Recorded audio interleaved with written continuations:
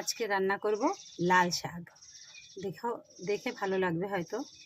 দেখো কীরকমভাবে লাল শাকটা তৈরি করি। এই লাল শাক আর লাল শাকের দেওয়ার মশলা আছে পেঁয়াজ, রসুন, লঙ্কা, বাদাম বাটা আর পোস্ত। গরম হয়ে গেছে, দেবো কালো জিরা। হয়ে গেলে দেবো কেটে রাখা পেঁয়াজটা দিয়ে নেবো।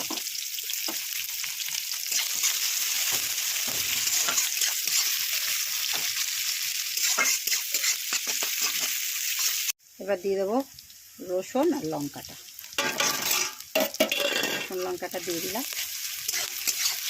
রসুন লঙ্কাটা দিয়ে একটু কাঁচা গন্ধটা চলে গেছে। এখন দিয়ে দেবো পোস্ত।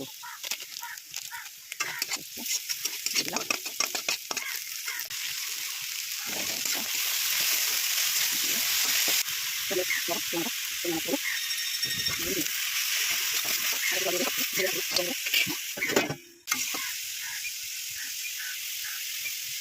তিন চামচের মতো দেবো,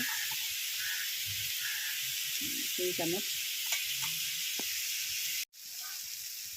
এর মধ্যে অল্প একটু চিনি দিয়ে দেবো। শাকটা ভাজা হয়ে গেছে, এখন নামিয়ে নেব। নামিয়ে নিয়েছি, কেমন হয়েছে খেয়ে বলা যাবে।